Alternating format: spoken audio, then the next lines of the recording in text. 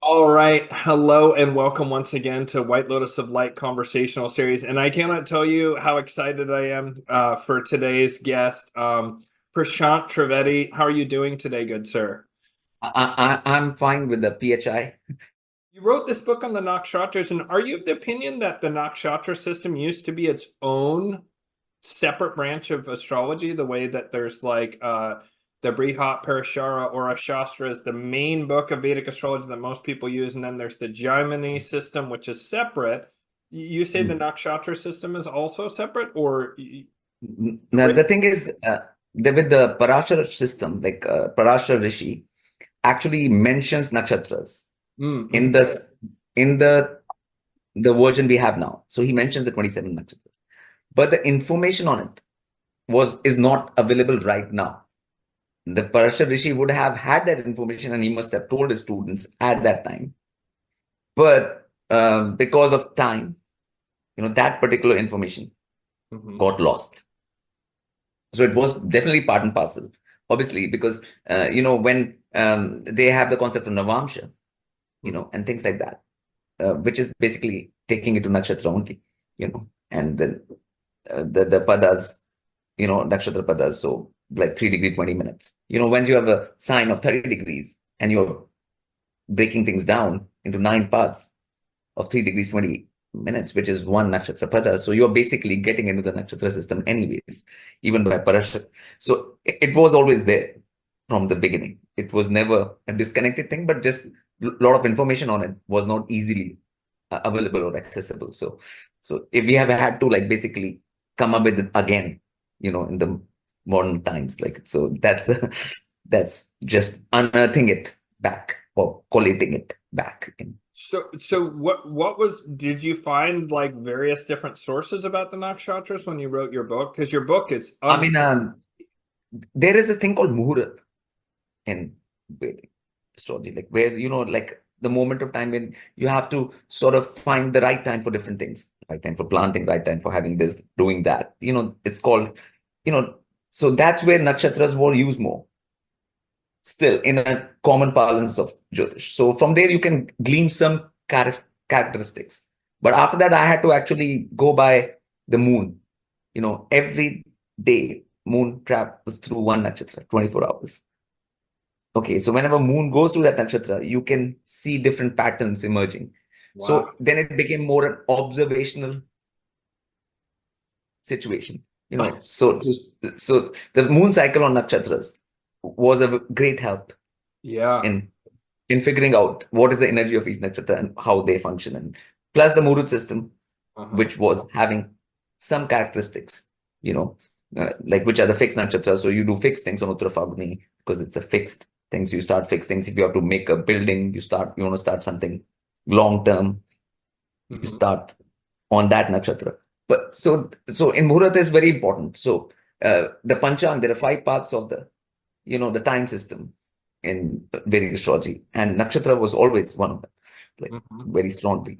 So there's some like tidbits of information from that, plus your own observation and then application in charts. So That makes those the three, book even more insane to me because this yeah, those three. book on the nakshatras is so deep. I mean, this is for extremely, in my opinion, very advanced. I think it's incredibly important, but very advanced Vedic astrology students because the level of complexity it adds is extraordinary, but the level of accuracy it adds is also extraordinary. Yes, Yeah. yes. It has So, to work. Like yeah, like the thing was, it should work. Like and it's applied science. So if when you apply it, like it should work. That was the main that thing. Prashant, did you want to share some of the depth of the spiritual meaning of the symbol of the lotus? Okay.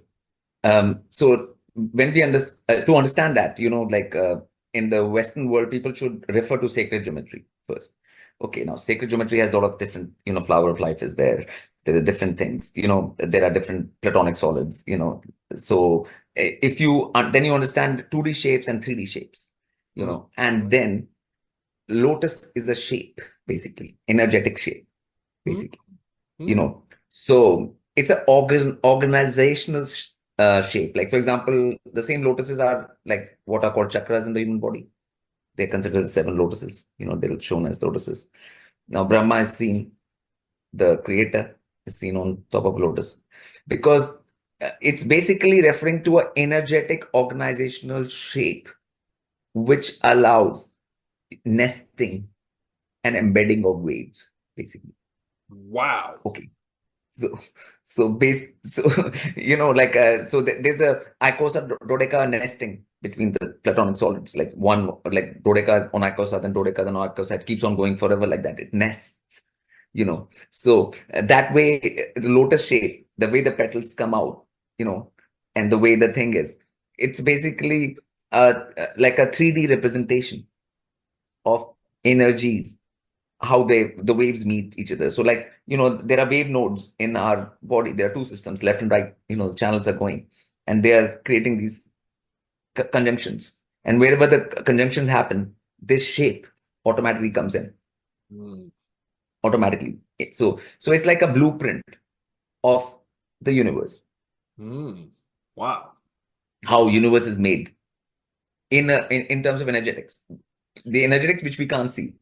These, because human eyes can't see most of the energetics, even what is around you, like whatever, if you look at a tree, there are a lot of things happening around a tree energetically, but human eyes can't see that, so, so there is, it refers to that shape, which is very important in the universe in terms of creation. So that's because creation is basically different waves sort of merging with each other in different ways to create different things. So it's wave dynamics, and so it's like an optimal wave dynamic shape, like lotus. Like if I want to put it in a scientific lingo, like that's okay. Yeah, that's.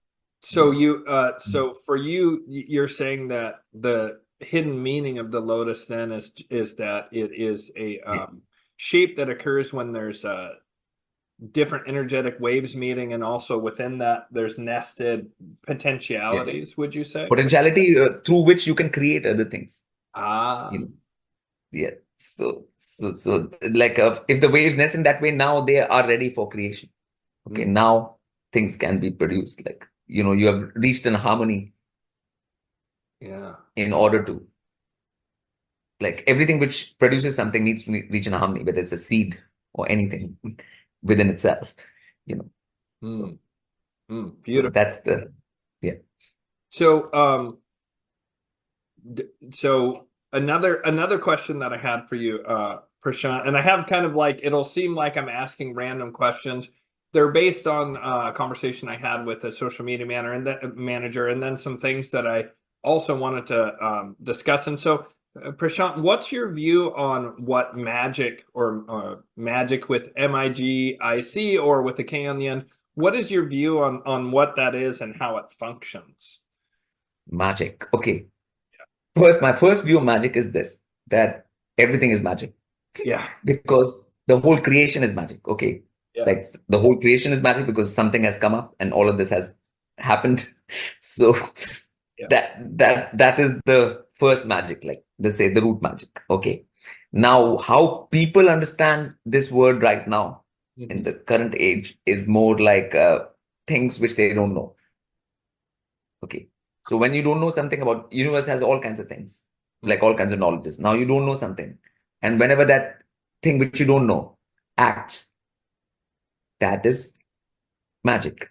It's because you don't know how that happened. Right. For example, if some people are in a tribe right now, anywhere in like South America, and they've never seen a telephone before, and and if they're able to talk like 5 miles from each other in the jungle using a device, now that device is magic to them because they don't know the principles which operate that device and how is that device functioning, right? So there's this sense of magic, okay, which is dealing with the unknown aspects of knowledge of the universe.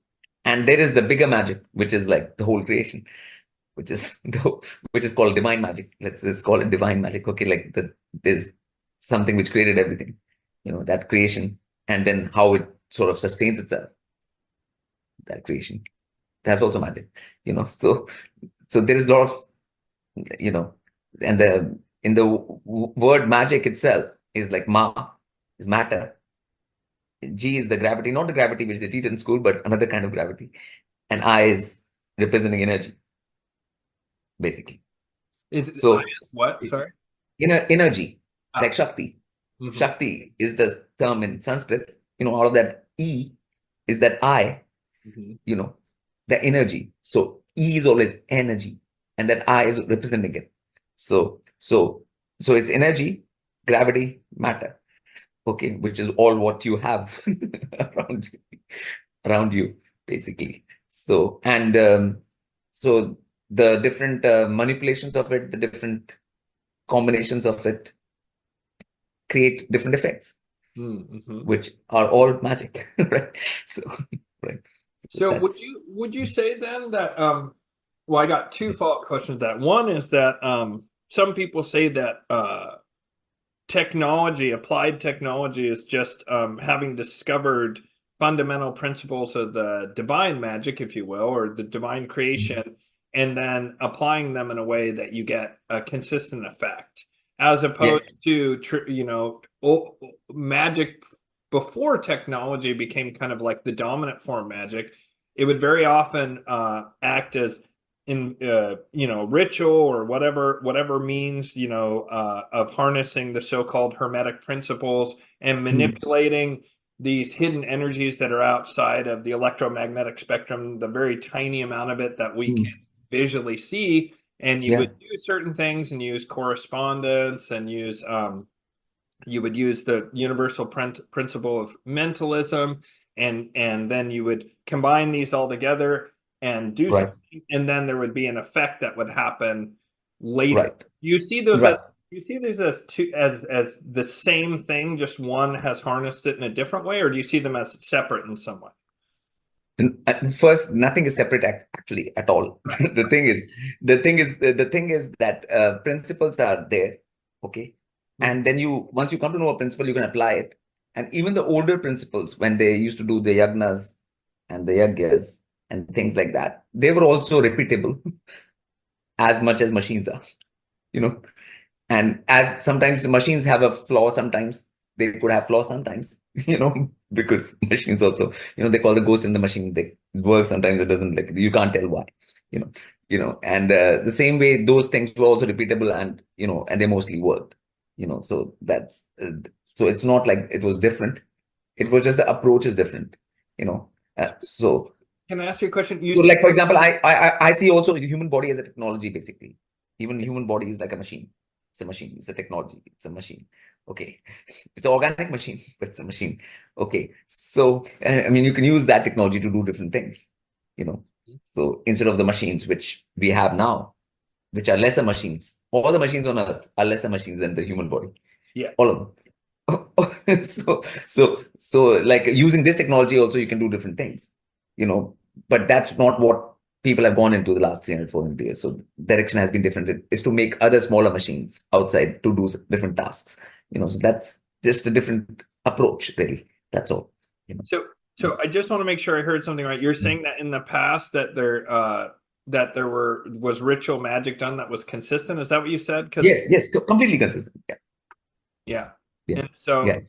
okay, very interesting. Off camera when we were talking, we talked about the different realms, like what in the West is called the lower astral, or what in the West is called the higher astral, the angelic. That's- What the Sanskrit term for the lower astral, as it's called in the West? What's the term again? Okay, okay, it's Patal, Patala, Patal, look. Patal. Okay, so in England, in English, what happens is that every time they add a to everything, they like to add a. So patal becomes patala, like lok becomes loka. It's lok, L-O-K. So the a is just, it's not, it's P-A-T-A-L. You can call it P-A-T-A-A-L. So patal, you know. So that's the realm. So there are 7 realms below us, according to Vedic, and 7 realms above us. So Earth is in the middle, right? In the center plane. So there are a lot of lower astrals, not just one. Yeah. And from the Western language, and a lot of higher astrals, not just one. So that is the Vedic concept in terms of the universe. Like, of the universe. And so what's the name of the higher celestial realm? It's called Swarg. Swarg. How do you spell that? It's like Swarg. Huh.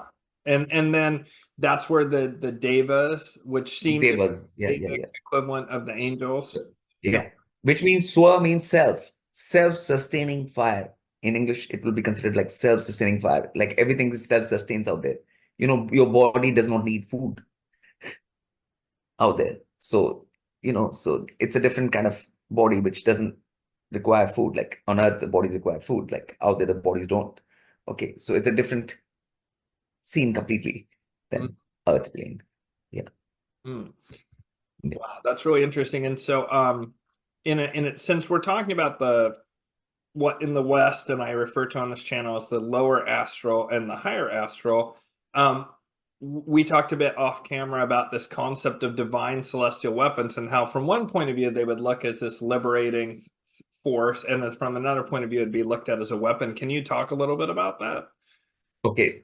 Yeah. When it comes to like the celestial things, celestial means it's higher. We're talking about something higher. Okay. We're talking about the higher planes.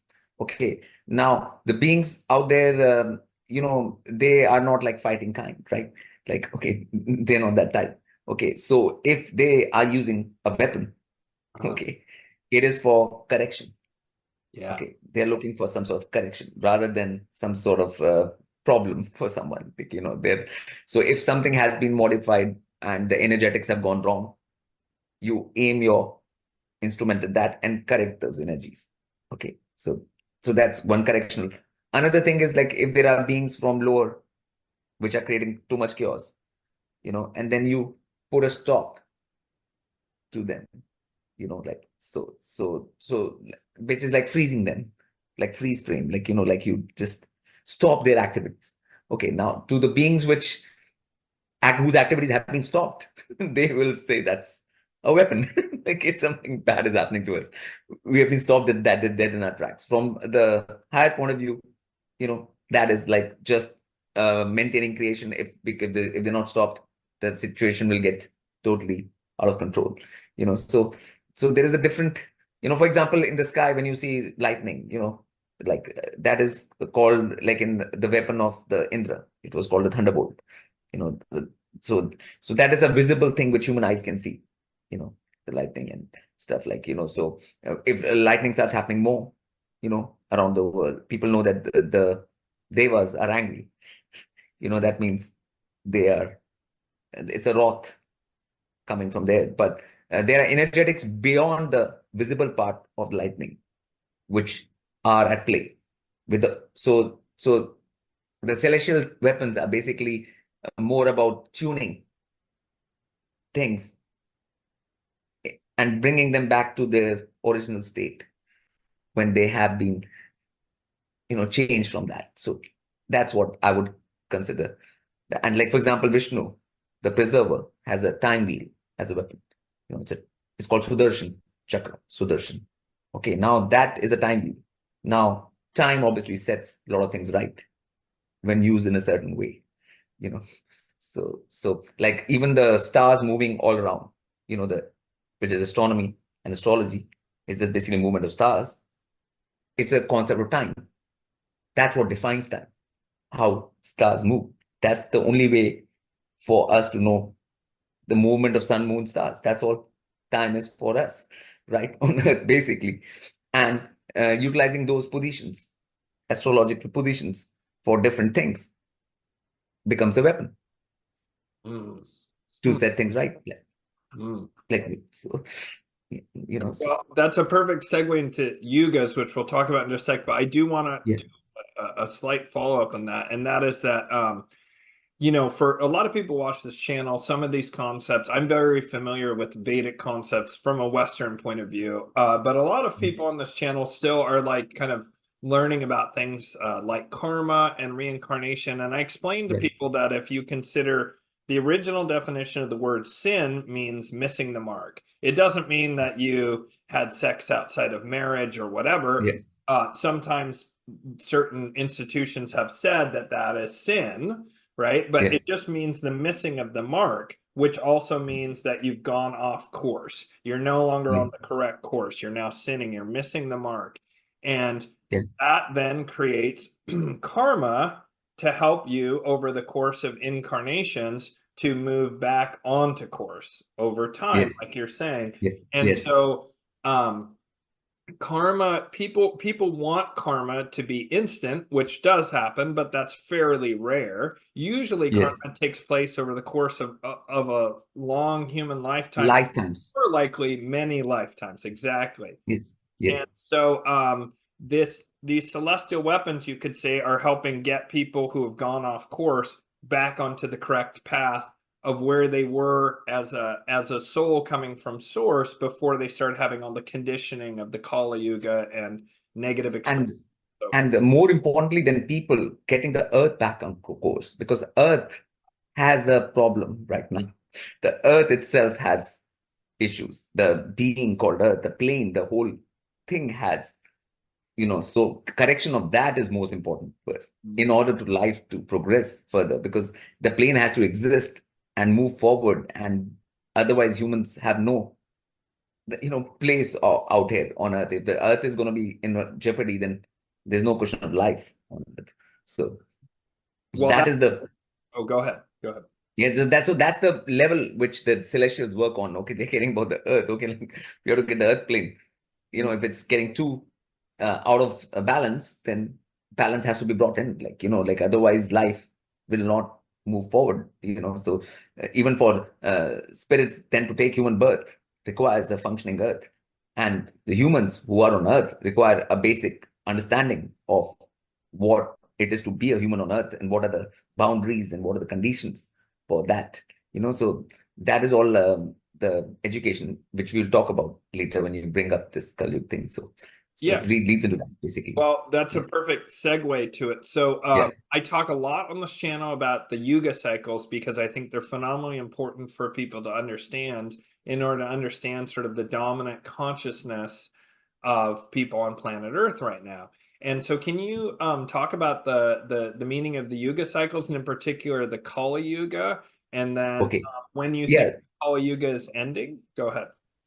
Yeah. So the thing is that I would like to stay in the present. Let's not go into what cycles have happened in the past. Like I would just say, like that this is Kali Yuga right now. When we say Kali Yuga, it means Kali sort of means darkness. Okay. Now darkness signifies ignorance for human beings, basically. In terms of human beings, what darkness means is just ignorance, basically. So when you don't know, basically, what are you doing here? What is your purpose?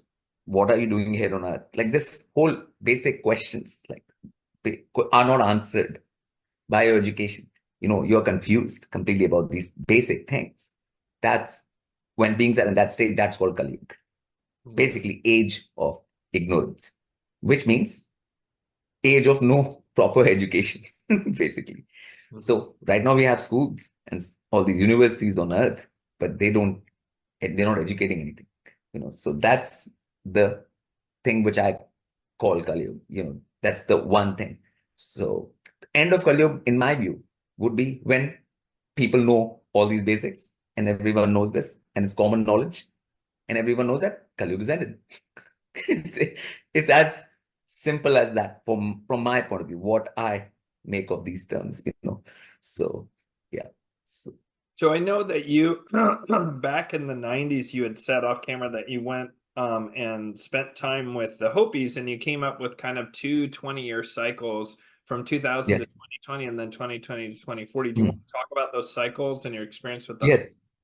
Yes. Yeah. See, when I met Hopi, that was 1998. Okay. So, and all the Hopis and the other native tribes all were talking about the end times, that we are in the change of age. We are a change of an era, we are change of an age. Some call it the fourth age to the fifth age. They were different. So when I met the Hopi elders also, they were very clear that this is happening. So then from my intuition and whatever I picked up from what is happening, if you take it Vedic astrology, if you take Native American things, if you take everything and my own intuition on top of it, I came up with this thing that there is a 20-year like a period of from 2000 to 2020, of like the learning, the initial phase, where people are given opportunity of learning through a instrument called internet. And internet was the starting point at 98. It was just in the beginning Yeah. stages in 2000. Like, so from 2000 to 2020 has been this proliferation of information and knowledge, Mhm. which humans have not had access to for last 100, 200, 300, 400, 500, even Mhm. 1,000 years. This kind of, even a common person right now has a mobile and they can watch this thing. Every person on earth has one to log into and do this and get this kind of, which has never been possible before. So there has been awareness from the complete ignorance. People are getting to know some things. Okay, Mhm. 20-year phase. 20-year phase was supposed to, that everything should be known actually. So all the information and data is there on the internet, but whether people can reach it or not, that's up to them. It's their personal choice, what they choose to go and watch and how they spend their time on this internet. So, that's the first stage. And then 20-year period of 2020 to 2040, I call is like where things are gonna happen, where it takes the choice out of it. Like, things gonna happen anyways, and you're gonna have to face the reality.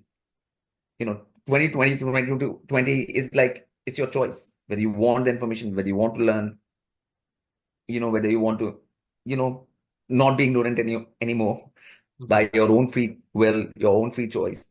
Okay. Then 2020 to 2040 is a period where it just comes at you, the whole thing.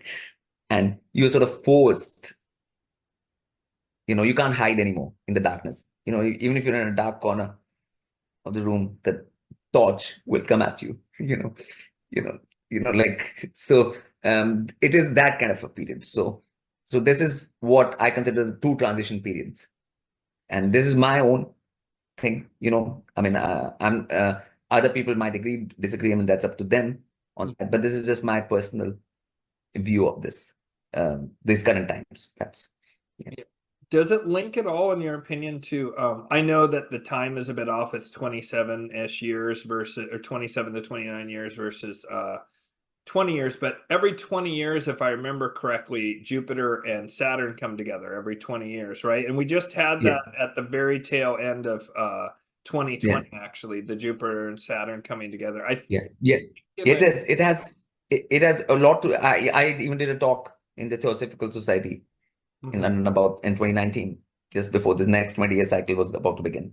And obviously it has something to do with that, those cycles, the 20-year cycles. But these cycles are more important than other cycles. These 20-year cycles have been happening in the past also.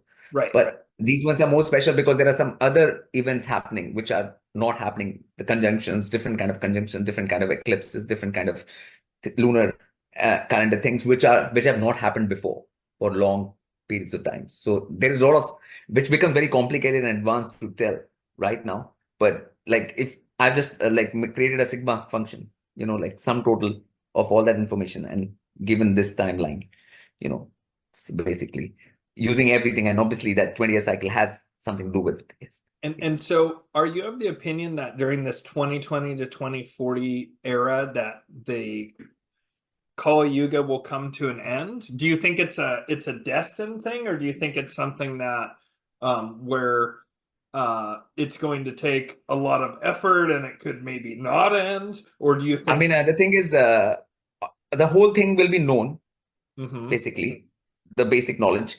So the light, darkness which was there will be replaced by the light of knowledge, and which is already happening, which is already there. Now it's a question of whether it can get to how many people. Mm. That's all is remaining right now. Okay, so that's a process which is going to fasten up and happen by that time. And if someone is like doesn't want to see at all deliberately, then obviously their life becomes tougher when things Mm. happen in that direction. Like the more you refuse to see, the more difficult it becomes for you to exist on earth in those kind of times.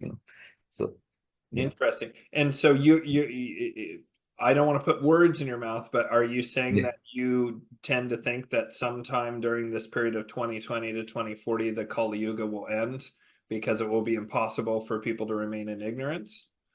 Yes, pretty much. Like to me, Kali Yuga is already ended in terms of the information is already out there. you know, Mm-hmm.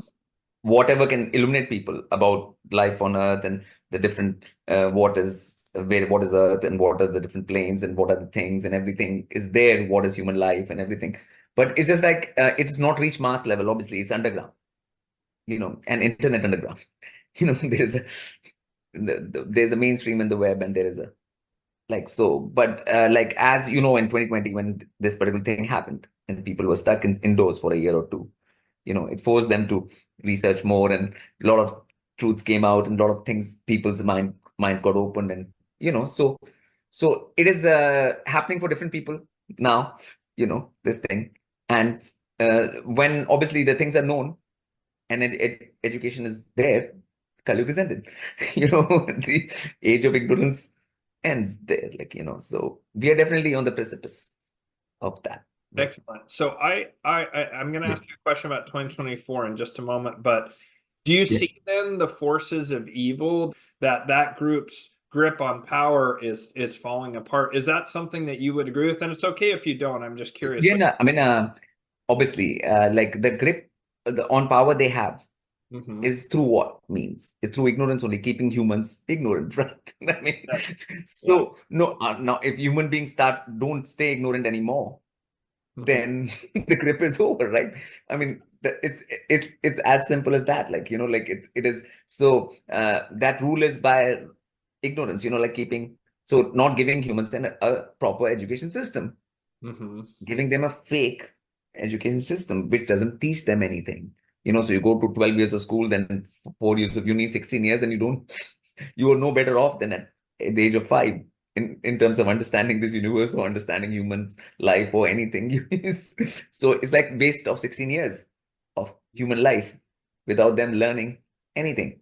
But now even a 7-year-old can go online and listen to different podcasts and different things and get all kinds of information more than a 100-year-old person who had read thousands of books Mm-hmm. in earlier times could do. And many people had access to thousands of books. It was only people with a lot of money and that thing who could have all those books and stuff, like like in even 100 years ago, like I mean, who had access to that kind of thing. So right now a 7-year-old kid has more access Mm-hmm. than the richest person in 19th century. Mm, you know yeah. in terms in terms of knowledge, information, and all kinds of things. you Yeah. know so I mean, the things are moving in that direction anyways. And I mean, as like that's why a lot of people call them conspiracies and things like that. They make up words and terms. Whenever truth comes out, it's called a conspiracy, like about something fake which they have been teaching in the education system. Yeah. So all of those things have been torn apart now. Yeah. Everything which they have, like, and all of that information is out. It's up to the people to see it. And as more time passes, people will see it, Mm. because things will get like that on Earth, that you will have to see basically what's there for real, the reality, not the fake narrative, you know. Yeah, I love that. For some period of time, there'll be a series of events or a singular event. I'm not clear on that even. I'm not sure whether this lasts minutes or hours or days or weeks or months or even years, right? I don't think it would last Yes, many years. It would last maybe a few years tops. But yes, yes, basically, where external events will be completely predetermined. There's no stopping those events that will unfold. And what will be left then for free will be the individual's response to those events. And yes, there's some spiritual teachers who say, like Ramana Maharshi, I think, has said more or less that that's how things always are. But I think yes, things will become much more impossible to ignore. Like you're saying, you can't yes, ignore it, that people will come to this series of events that will happen, these destined events, and that yes, those events are unstoppable, and that people's response to those events internally is what matters the most. What are yes, your thoughts yes. on that? Yeah. So the thing is, 20 years, like I said, from 2000 to 2020 was without external events. It was free choice, whether you want it or not, whether you want to look for the information, when you seek the answers or not, Mm-hmm. whether you want to finish the confusion for yourself, whether you want to end the darkness for yourself. Mm-hmm. That was a free choice, free will. It was not like external things were not forcing you Mm-hmm. to, that bottleneck was not happening. So 2020 2040 is as a whole bottleneck even for me, like from my point of view. So within that bottleneck, there'll be like something obviously will be more higher pressure, Yeah. like a singularity, Mm. which will be people will be of Earth will be confronted with, and then you will have to make a choice, and that choice will be clear. Like which side are you choosing? Darkness, confusion, or you're choosing reality and facts and light? You know, so that is each spirit will have to choose basically That which the direction that's so they're gonna. interesting. Do you agree that reincarnation is not linear? What I mean is, Mhm. I could reincarnate potentially. I won't, but an individual could have a life now and then reincarnate in the 1400s. Would you agree with that? That the No, reincarnation? I mean you don't go back exactly. But what I'm saying is you can reincarnate in another Kali. Yeah. Like, yeah, because if you're resonating with that energy, you'll reincarnate there. Yes. And you can obviously reincarnate in lower realms as well, Patal and stuff. You can go there. Yep. And then when that kind of situations happen again on Earth, you can reincarnate on Earth again at that time, but it's all like, so it's not linear exactly, but it is definitely multi-level, Yeah. you know. Yeah, Mhm. yeah. That's So, so interesting. I yeah, love those kind of yeah, secondary confirmations. yeah. Okay, so I have heard you talk about 2024 and the meaning of it. Did you want to can you talk a little bit about what 2024 means on the macro in terms of macro events, but also in terms of the individual? Yeah, 2024 is fun in that way because it's two becoming four, right? Yeah.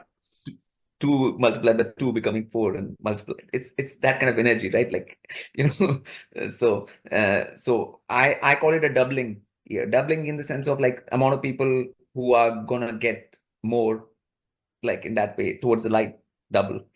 Mm-hmm. Okay. Then the natural disasters and things which are happening when the earth is responding in this kind of way, they're also going to double. Mm-hmm. Okay. Now, the technological aspect like AI and things, the progress in that is also going to double. You know. So, so like so many things are doubling, like conflicts on like a political, this kind of thing, doubling, financial situations getting, having problems financially around the different financial problems and stuff like that. They also double, so everything is sort of doubling but all is going towards that, what you talked about, this the bottleneck, even the singularity. So this year is doubling towards that basically. So and Mm-hmm. so on every side, and a lot of people getting together, and things like that, and doing things like organic farming and things like that, you Mm-hmm. know that is also doubling. you know so everything is doubling in all kinds of different ways. That's how I see this year, like. If 2024 is a year of doubling and conflicts and we're moving towards the singularity, what Yeah. do you see happening in 2025, or have you looked Yeah, at? 2025, like first, like I only speak about the year in the beginning of the year. Like usually I get the intuition Yeah. and energetic when we get into the year. Like I usually do that time. So, but I think 2025 will be the starter of things for people to see. Right now things are happening in a hidden way. Like a lot of people can't see the things exactly. Like it's sort of hidden.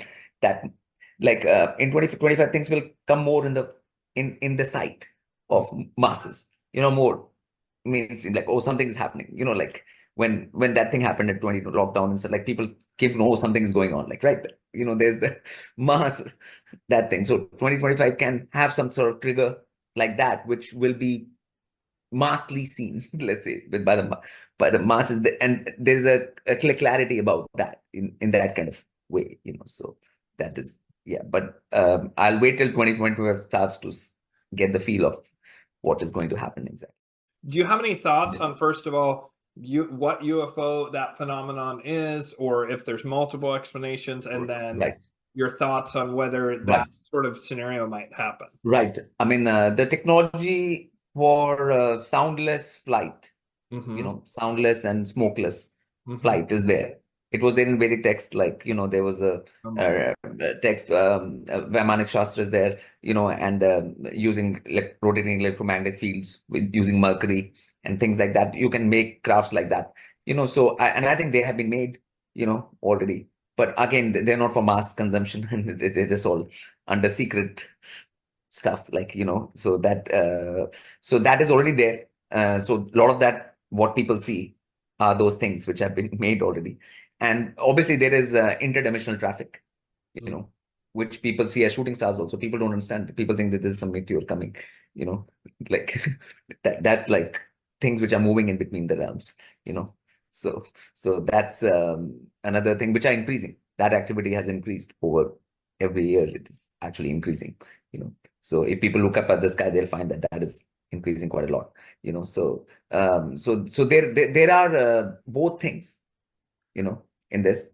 As far as staging like an alien invasion thing is there, in the 1940s they did like a radio show where they said Martians have War of the Worlds. you know yeah, and people actually ran out from their homes, and because everything they heard on the radio was everything at the time, like that was the truth. Like what you're hearing on radio is, you know so in this day and age, to do that, you will need much more technology, and you will need more of this sort of technology which which can create sort of holograms, holograms in the sky, those kind of things. Whether they can reach that by the next year, I'm not so sure, but there is an effort towards that. There is a work going on towards that, which year exactly it's going to happen, or they will actually go through with the thing. That now, which it can't be said like that, because that is their department, that's their decision to make, and when they're ready for all of that, and whether their preparations are like, So, yeah. just to So clarify, you see yeah, UFOs as both human vehicles of recreations of Vimanas or Atlantean technology or whatever, the Mercury yeah, vortex engines, right? Which is exactly what's described, by the way, for viewers of this channel. I talked with Walter Bosley about Die Glocke, the bell, yeah, which was this yeah, Nazi technology that's there's some scant yeah, reasonable documentation of, and I believe it real exists. And at the center of that was a form of mercury plasma that had yeah. counter-rotating fields of Feels hypercharged mercury plasma. you just rotate it, that object will go up. Anytime you rotate an electromagnetic field, object is going to go up. It's a given, like so that's that is a very, very clear thing. I mean, that technology is there for sure, Yeah, and so yeah, so you're saying that a fair amount, if not the majority, of what people call UFOs, where they see something go in impossible yeah, angles with basic airplanes, right? You're yeah. saying that a lot of it is human tech, and then do you say all the rest of it is interdimensional, or do you I believe? mean, but that, I won't call it human tech. It's still patal tech. Every tech which is there on Earth right now, every tech, including this computer, including, is come from patal. It's not human made. Okay, humans have just been given these things in the last 200, 300 years. That's all. Like, it's not humans. They just didn't wake up one day and started like making So these. it's from demonic or lower astral. Yeah. So it's from patal lok only. I call it patal technology. All of the technology, like on Earth, it is. Um, so it has been downloaded here, and that's why West had secret societies, which were there for this download, and then through those secret societies, only tech has come on Earth, So it's a very, Interesting, because that then dovetails into, I forget what the name was, but someone who was involved pretty high up in the Nazis at the end of after World War II, when people were asking how did the Nazis make so many incredible leaps in technologies, he said we had help, and he didn't really qualify where that help was from. But if you use just common sense and logic, even, like if there's a villager in a village, like living in any part of the world, or like tribal people or any people, they don't just get technology. Like they stay in the same way for thousands of years. Like even if somebody in Amazon rainforest living in a certain kind of way for the last, they suddenly don't improve upon their technology. They're still using bows and arrows and whatever they use.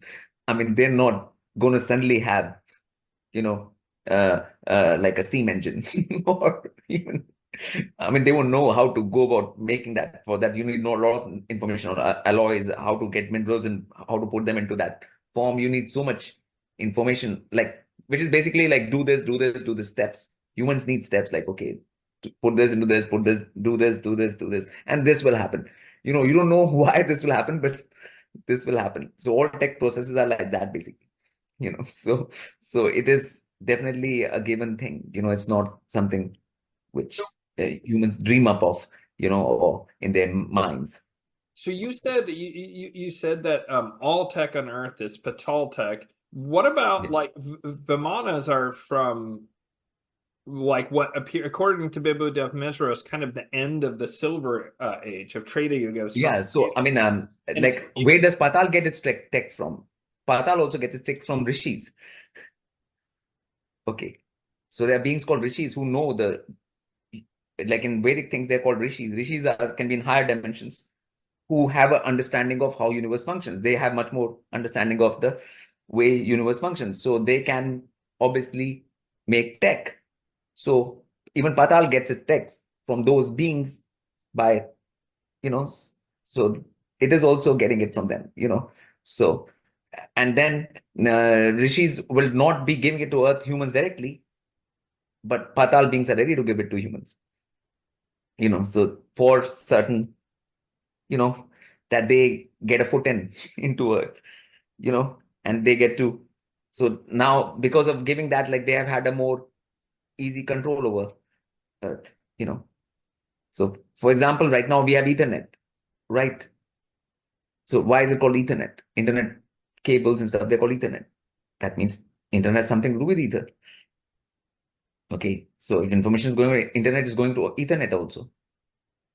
And Ethernet, with the Ethernet, the information can go to Patal also.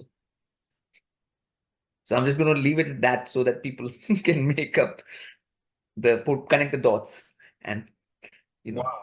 So you're saying the Ethernet allows a connection to the lower astral or Patal? yes, yes, yes. That's crazy. Yeah, yeah, Interesting. So there's some people who say that as computers get more complex, certain beings, astral beings, are able to push their personality or will or consciousness through those computers into our world. And so some people say that these super advanced computers will have deities or astral beings of different kinds kind of like possess them. locked into them. Yeah, but that happens to only like computers which are at a quantum level and stuff like that. Yeah. What I'm saying is, in the beginning, like when there's a technology called cathode ray, like, tube, CRT. Now that cathode tube had a glow, and there was a screen which formed, which became later television. Okay, like, that was the beginning of television and stuff. So CRT was used to connect with beings where they could write whatever the information they wanted to, would just come on writing on the cathode ray.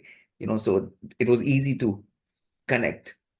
That's why it was made in the first place, that CRT thing. Later it became television and things like that. Well, it was used to communicate with the astral. Yeah, obviously, because in whatever language you understand, they will give you the, like, that thing, how to make more technology, like, because what you want to know is like how to put things.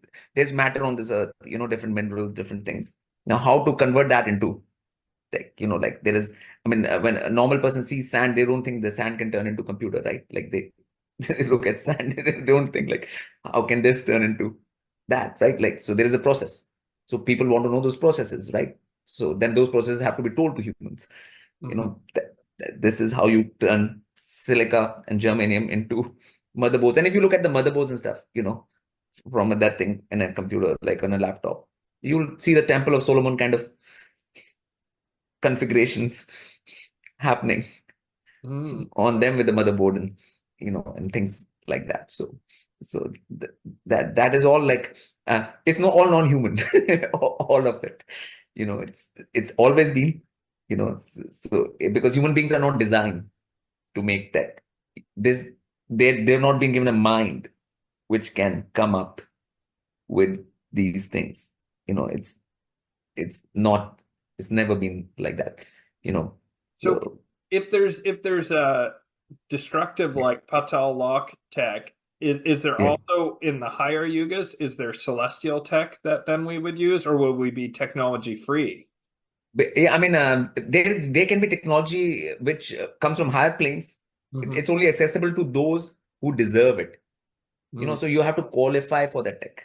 Yeah. And you know, right now anything can be given to anybody, like a big knife Yeah. given to a like a 6 month year old, like 6 month child, like it will just cut itself with it, you know. So I mean, even right now, like even this tech, we can't call it destructive, because using this, we are talking, and this kind of information is getting out to people, right? Like, so it can be used, it's just neutral, Yeah. basically. Tech is always neutral. Yeah. Let's just say, like, it's like how it is going to be used. Like, what are you going to do with it?